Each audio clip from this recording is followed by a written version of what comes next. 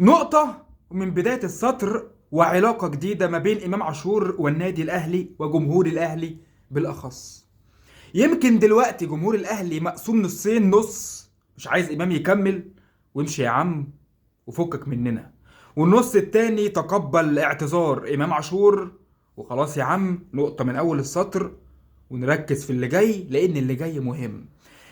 وده المهم في محتوى الفيديو دوت النص التاني اللي هتكلم فيه، لان اللي جاي مهم فعلا عند النادي الاهلي. ولكن في 30 ثانية بسرعة كده، امام عاشور اعتذر، قال جملة يمكن او قال جمل كتير، وقال ان طبعا اعتذاري للنادي الاهلي ولزمايلي والجمهور والكلام ده كله، وان طبعا النادي الاهلي غير اي مكان تاني، والكلام اللي احنا شفناه وقرأناه من امام عاشور. فهنا الكلام واضح. يمكن حلقة امبارح او فيديو امبارح في رد الفعل عن معاقبة امام، قلت لك الاهلي فوق الجميع، قلت لك الاهلي ما عندوش يا معلم يعني حد فوق المبادئ وفوق النادي الاهلي. لا لا يا معلم، هتغلط يا معلم بالسلامة حتى لو انت نجم العالم. وقلت لك وضربت لك المثل بعبد الله السعيد اللي كان مقطع الدنيا طول عبد الله السعيد افضل لاعب في مصر يا معلم وقتها. بالسلامة يا معلم، غور في داهية. رمضان صبحي، انت بتتكلم في اسطورة، حرفيا كان هيبقى كابتن النادي الاهلي التاريخي، من اصغر كابتن للنادي الاهلي. بالسلامة، غور في داهية، امشي. فهنا يا معلم الاهلي مش بيقف على حد، ولا بيقدر ان هو يحسس اللاعب اللي عنده مهما كان امكانياته الكبيرة، لا، ان انت جامد احنا والنبي هنبوس ايدك وهنبوس التوته بتاعتك عشان ما تمشيش. لا، الكلام ده مش في الاهلي.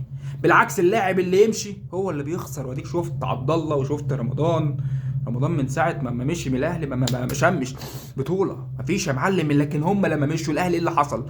اكتساح يا معلم القاره، ورجع الاهلي من تاني بعد غياب من 2012 يفوز ببطوله افريقيا او بطولات افريقيه من 2020 لحد دلوقتي.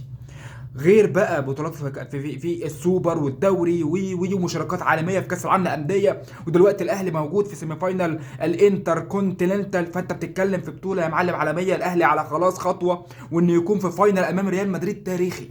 فهنا بقى يا معلم خلاص خلصنا من قصه امام عاشور، وقلت لك الاهلي فوق الجميع، مقوله وفعل موجود على ارض الواقع ملموس وكلنا شايفينه بعينينا. نتكلم بقى على الفتره اللي جايه بالنسبه للاهلي في ايجاز بسرعه جدا. الاهلي عنده مباريات مهمه، مباراه البنك الاهلي، وجاي الاهلي من الدوري بعد ما تعادل من الاتحاد، فوز هيكون مهم في مباراه البنك الاهلي.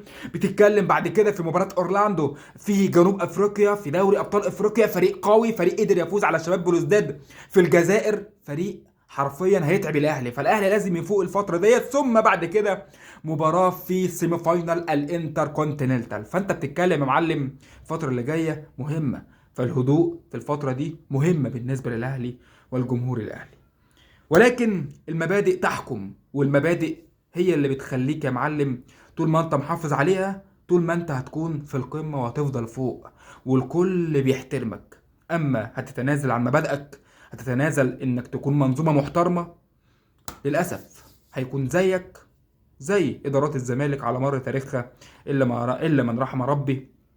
او في الحال اللي احنا شايفينه دلوقتي، فتوح يغيب مش مهم مش عارف ايه ويرجع يقول لك اصل عنده برد. لا، هو مش عنده برد، هو بيتنك علينا، سواء هو ولا زيزو اللي عايز 100 مليون ولا. ولكن الكلام ده فعلا ما تلاقوش في الاهلي، بس تلاقيه في انديه تانية. وكفايه عظمه لحد كده.